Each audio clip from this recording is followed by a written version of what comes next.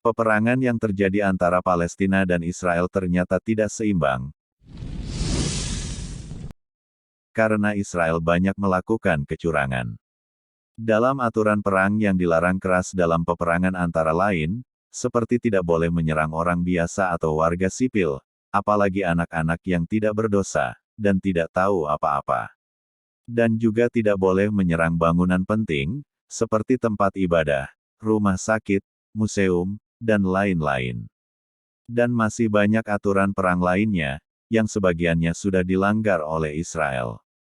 Lalu apa maksud Israel melakukan semua ini? Apa yang dia inginkan? Bagaimana sejarahnya? Sampai semua ini terjadi, simak video ini sampai selesai. Inggris menguasai wilayah yang dikenal sebagai Palestina setelah mengalahkan Kesultanan Ottoman, penguasa wilayah Timur Tengah dalam Perang Dunia Pertama.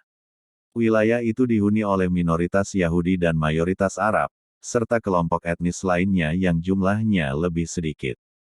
Namun ketegangan antara kedua etnis yang tinggal di wilayah itu meningkat, sehingga komunitas internasional memberi tugas kepada Inggris untuk mendirikan Rumah Nasional bagi orang Yahudi di Palestina. Keputusan ini merujuk pada Deklarasi Balfour yang ditandatangani pada 1917. Deklarasi itu dinamai demikian karena merupakan kesepakatan antara Menteri Luar Negeri Inggris yang menjabat saat itu, Arthur Balfour, dengan komunitas Yahudi di Inggris. Deklarasi ini diabadikan dalam mandat Inggris atas Palestina dan didukung oleh Liga Bangsa-Bangsa yang baru dibentuk pada 1922. Organisasi ini adalah cikal bakal Perserikatan Bangsa-Bangsa PBB. Bagi orang-orang Yahudi, Palestina adalah rumah bagi leluhur mereka, namun komunitas Arab di Palestina juga mengeklaim wilayah tersebut dan menentang klaim sepihak komunitas Yahudi di sana. Antara 1920-an hingga 1940-an, jumlah orang Yahudi yang tiba di Palestina terus bertambah. Banyak dari mereka melarikan diri dari persekusi yang mereka alami di Eropa, khususnya Holocaust yang dilakukan Nazi di Jerman dan sekitarnya pada Perang Dunia Kedua. Pertikaian antara komunitas Yahudi dan Arab, serta pemerintahan Inggris, juga meningkat. Pada 1947, PBB melakukan pemungutan suara dan memutuskan membagi Palestina menjadi negara Yahudi dan Arab. Adapun Yerusalem ditetapkan sebagai kota internasional. Rencana ini diterima oleh para pemimpin Yahudi, namun ditolak oleh pemimpin Arab dan tak pernah diimplementasikan.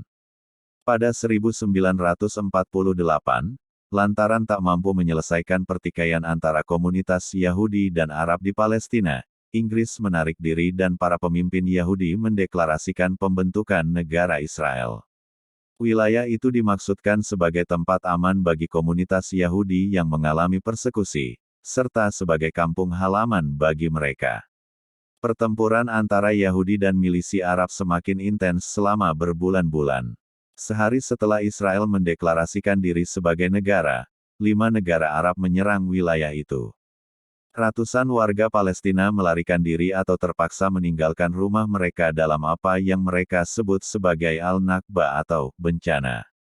Pada saat pertempuran berakhir dengan gencatan senjata pada tahun berikutnya, Israel menguasai sebagian besar wilayah tersebut. Yordania menduduki wilayah yang kemudian dikenal sebagai tepi barat, dan Mesir menduduki Gaza. Sementara wilayah Yerusalem terbagi untuk pasukan Israel di barat dan pasukan Yordania di timur. Sebab tak pernah ada perjanjian perdamaian, perang dan pertempuran terus terjadi pada dekade-dekade berikutnya. Itulah sejarah singkat, mengapa terjadi peperangan antara Palestina dan Israel. Ini sama seperti peribahasa, air susu dibalas dengan air tuba, yang memiliki arti, kebaikan atau perbuatan baik justru dibalas dengan kejahatan.